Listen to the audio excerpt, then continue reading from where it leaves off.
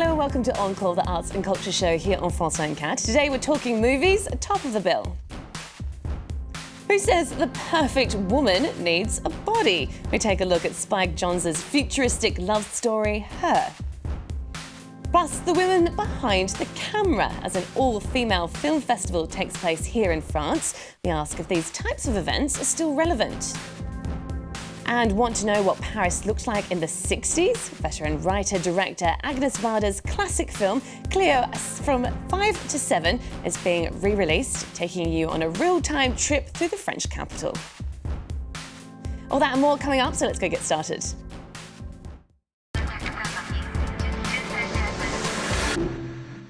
And I'm joined, as always, for our film show by our cinema critic, Lisa Nesselson. Great to have you with us, Lisa. Hello, Jade. We're going to start with a big release here in France this week, Spike Jonze's film, Her. Now, despite the title, this is not really about a woman in the true sense of the word, is it?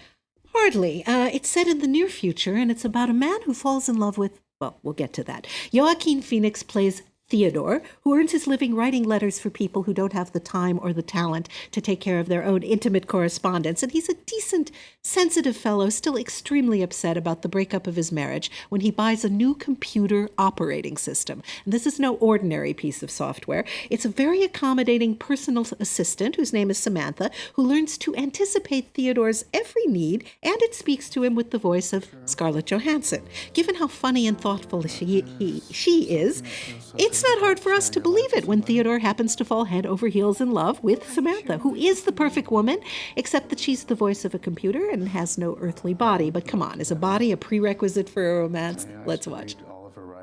Mr. Theodore Twombly, welcome to the world's first artificially intelligent operating system. How would you describe your relationship with your mother? Thank you. Please wait as your operating system is initiated. Hello, I'm here. Hi. Hi, I'm Samantha. Good morning, Theodore. Good morning. You have a meeting in 5 minutes. You want to try getting out of bed? You're too funny. Okay, good, I'm funny. I've never loved anyone the way I love you. Me too. Now we know how. Lisa, it looks super interesting, but I'm still a little bit dubious. I'm really not a sci-fi fan. Is that what this film is? Technically, yes, but I don't think you have to be put off by it because the world is now full of people who grow anxious if they can't check their social media platforms several times an hour, right? Some people break into a cold sweat and actually show the same withdrawal symptoms as someone who's addicted to heroin or alcohol if you take away their smartphone. I have to admit, I may be one of those people. Sorry to hear that.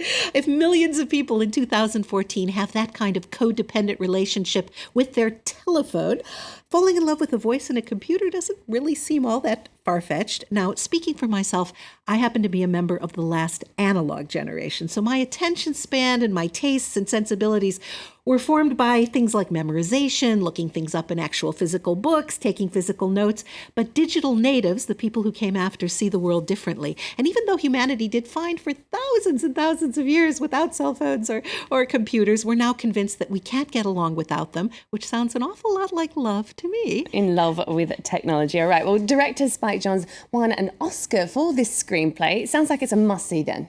I like it quite a bit. Some of my colleagues have reservations because they don't understand why Theodore falls in love with his computer operating system when there are flesh and blood women running around, including one played by Amy Adams. Johansson gives Samantha a really attractive, genuine wonderfulness with just her voice and inflection. And as a sidebar, the role was originally voiced by the British actress Samantha Morton. For whatever reason, they decided to go with something more rot-gut American, and I think in the end they made the right choice because Johansson's terrific. Who wouldn't fall in love with the sexy, sultry tones of Scarlett Johansson?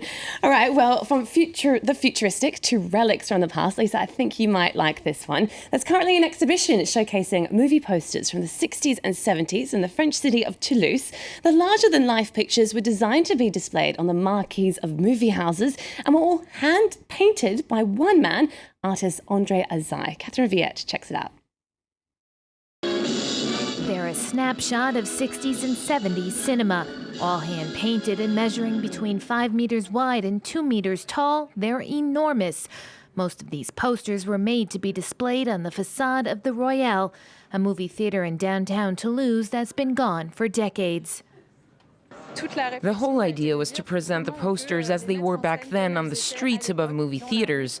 What's interesting is that the posters you see here for the same film were not the exact same in other towns. That's because each creation was totally original. The movie posters were all painted and designed by artist Andre Azzai. During his heyday, he could produce on average 6 posters a week for several different theaters. They could be customized, like this one for Kubrick's 2001 A Space Odyssey. He uses part of the spaceship on the poster, for example, and then, on the press kit, he pulled out the astronaut's face, which he enlarged on the poster, so it's really his vision of the film. So what's interesting when you see this exhibit and these posters is that it's also the artist's view of the films.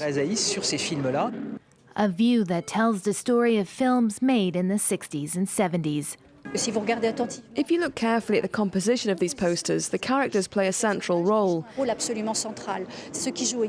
Another important component is the lettering.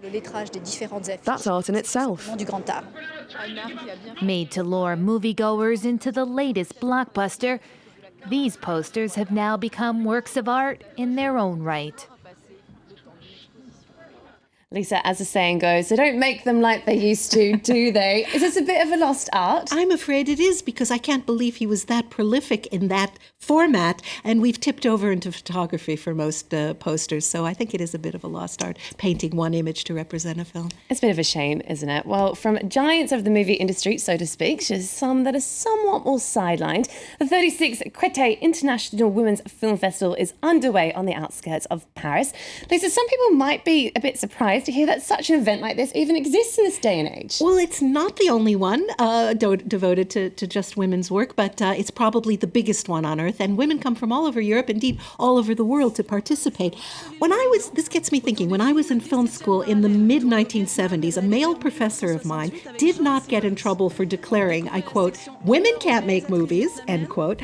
I assumed that a teacher would get castrated or perhaps circumcised without anesthesia if he dared to say such a thing out loud nowadays. So I've witnessed enormous progress since I graduated. And do you think there's been progress everywhere, though? I like to think so, but you know, there was just a survey released in the US that says there's a dire shortage of women both in front of and behind the camera. But here in France, they say half of the students enrolled in film schools happen to be women, and more women are directing all the time. When I was voting for year-end awards, I took a really close look at the lists of films that were released here in France in 2013, and here's what I found out. Some statistics: out of approximately 260 French films last year, a total of 69 were directed by women.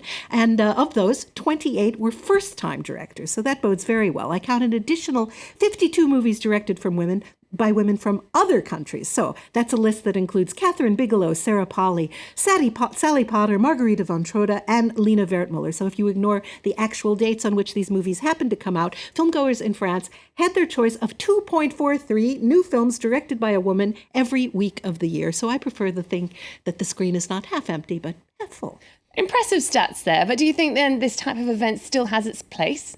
Absolutely. I think that the work of women in whatever field will always be a valid theme to build an event on. And this one is great for networking, for taking stock of whether there's such a thing as a feminine gaze, whether women approach different topics than men might, and do they approach them differently. And that professor of mine who said women can't make movies, he was very, very wrong. He most certainly was. All right, well, let's take a look at one of the 9 films that were shown at the festival. Homo Stratus is an experimental piece from Vietnamese director So Pham.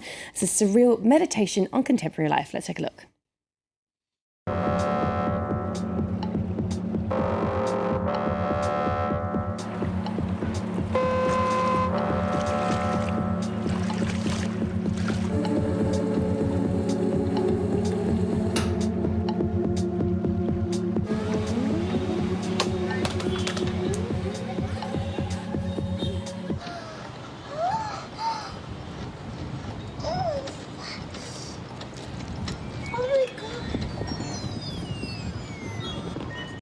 All right, Lisa, well, speaking of women filmmakers, a classic is being re-released in French cinemas, isn't it? Yes, and I'm so glad. Agnès Varda, still going strong in her 80s, is sometimes called the godmother of the French New Wave. She started out as a photographer, and nobody was going to tell her that she could not make movies, and she's made quite a few.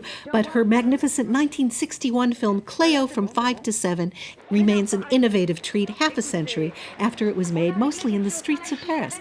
It's a lovely look back at how the Paris was in the 60s, isn't it? The title might not have this connotation for some of our English-speaking audience, but here in France, 5 à 7 from 5 to 7 implies a sensual interlude in the afternoon, doesn't it? Is that what this film is about? Well, she does have a date, but it's possibly with death himself.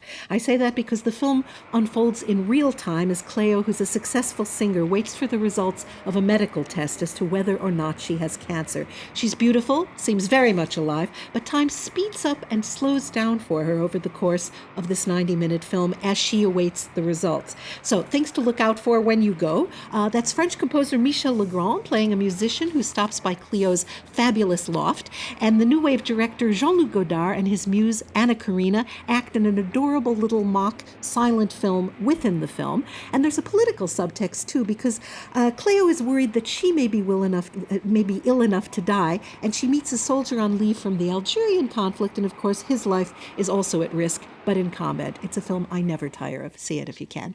All right, well, definitely one for you to check out. We're going to leave you now with a clip of the film. Thank you, though, as always, to our film critic, Lisa Nesselson, for your wonderful cinematic insights. Thanks to you also for tuning in. Don't forget, you can get more culture news on our social networks. Enjoy and see you again soon.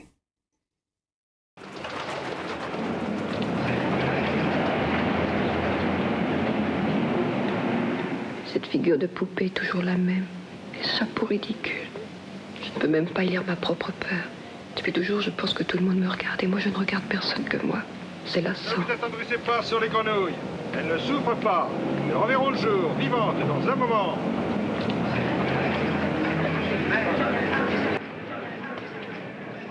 Venez, petite grenouille, on va vous changer l'aquarium. 3e grenouillard.